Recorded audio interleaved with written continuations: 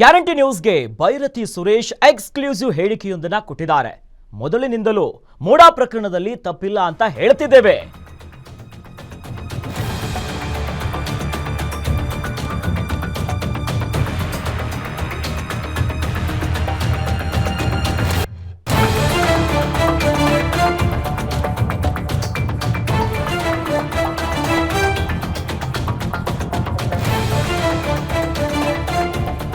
Guarantee ನ್ಯೂಸ್ಗೆ Byrathi Suresh exclusive ಹೇಳಿಕೆಯೊಂದನ್ನ ಕೊಟ್ಟಿದ್ದಾರೆ. ಮೊದಲಿಂದಲೂ ಕೂಡ ಮೋಡಾ ಪ್ರಕರಣದಲ್ಲಿ ತಪ್ಪಿಲ್ಲ ಅನ್ನೋದಾಗಿ ನಾವು ಹೇಳ್ತಿದ್ದೇವೆ. ಸುಪ್ರೀಂ ಕೋರ್ಟ್ನಿಂದ ಇಡಿ ದುರ್ಬಳಕೆಯ ಬಗ್ಗೆ ಬಿಜೆಪಿ ಪಾಠ ಮಾಡಲಾಗಿದೆ.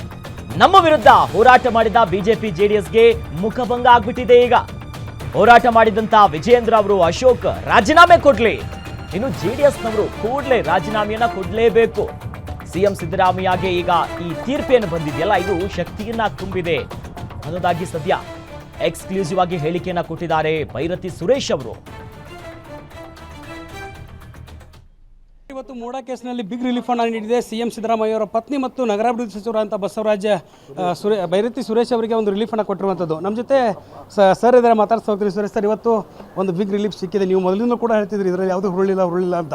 ಸುಪ್ರೀಂ ಕೋರ್ಟ್ ಚೀಮಾರಿ ಹಾಕಿದೆ. ಇಡಿ ಅಧಿಕಾರಿ ನಾನು ಹೇಳ್ಕೊಂಬಂದಿದ್ದೆ, ಇದರಲ್ಲಿ ನಾವು ಯಾವುದೂ ತಪ್ಪು ಮಾಡಲಿಲ್ಲ, ನಾನಾಗಲಿ ಮುಖ್ಯಮಂತ್ರಿ ಆಗಲಿ ಪಾರ್ವತಿ ಮೇಡಮ್ ಆಗಲಿ. ಆದ್ರೂ ಇವರು ರಾಜಕೀಯ ದ್ವೇಷಕ್ಕೋಸ್ಕರ ಮುಖ್ಯಮಂತ್ರಿಗಳ ಮೇಲೆ, ನನ್ನ ಮೇಲೆ, ಪಾರ್ವತಿ ಮೇಡಮ್ ಮೇಲೆ ಆಪಾದನೆ ಮಾಡಿದರು. ಮಾನ್ಯ ನಮ್ಮ ಹೈಕೋರ್ಟ್ ನಮ್ಮ ಪರವಾಗಿ ತೀರ್ಪು ಕೊಟ್ಟಿತ್ತು, ಇವ್ರದ್ದೇನು ತಪ್ಪಿಲ್ಲ, ನಿರಪರಾಧಿಗಳು ಅಂತ ಹೇಳಿ. ಇದ್ರ ಮೇಲೆ ಅವರು ಅಪೀಲ್ ಹೋಗಿದ್ದರು ಸುಪ್ರೀಂ ಕೋರ್ಟ್ಗೆ. ಸುಪ್ರೀಂ ಕೋರ್ಟ್ನ ಮಾನ್ಯ ಮುಖ್ಯ ನ್ಯಾಯಾಧೀಶ ಸಾಹೇಬರು ಅವರು ನ್ಯಾಯದ ಪರವಾಗಿ ನಿಂತಿದ್ದಾರೆ. ಹೈಕೋರ್ಟ್ ಏನು ತೀರ್ಪನ್ನು ಕೊಟ್ಟಿದೆ ಆ ತೀರ್ಪು ಸರಿಯಾಗಿದೆ. ಇದರಲ್ಲಿ ಭೈರತಿ ಸುರೇಶ್ ಆಗಲಿ ಮತ್ತು ಪಾರ್ವತಿಯವರಾಗಲಿ ನಿರಪರಾಧಿಗಳು ಅಂತ ಹೇಳಿದ್ದಾರೆ.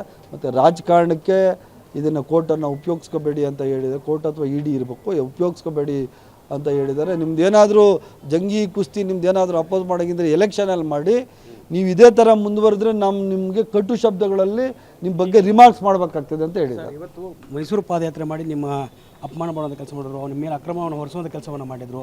ಈ ಒಂದು ಆರೋಪನ ಬಿಜೆಪಿ ಜೆಡಿಎಸ್ ಯಾವ ರೀತಿ ತೆಗೆದುಕೊಳ್ಳುತ್ತೆ?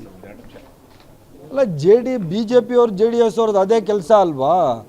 ರಾಜಕಾರಣವನ್ನು ವೈಯಕ್ತಿಕ ಮಟ್ಟಕ್ಕೆ ತಗೊಂಡೋಗಿ ಮಾಡದೇ ಇರೋವಂಥ ತಪ್ಪನ್ನು ನಮ್ಮ ಮೇಲೆ ಎಲ್ಲ ಹಾಕಿ ಮಾನ್ಯ ಮುಖ್ಯಮಂತ್ರಿಗಳಿಗೆ, ನನಗೆ ಮತ್ತು ಪಾರ್ವತಿ ಮೇಡಮ್ ಅವರಿಗೆ ಮಸಿ ಬಳಿಯುವಂಥ ಕೆಲಸ ಏನು ಮಾಡಿದರು ಅದನ್ನು ಇವತ್ತು ಕೋರ್ಟ್ ಚೀಮಾರಿ ಹಾಕಿದೆ.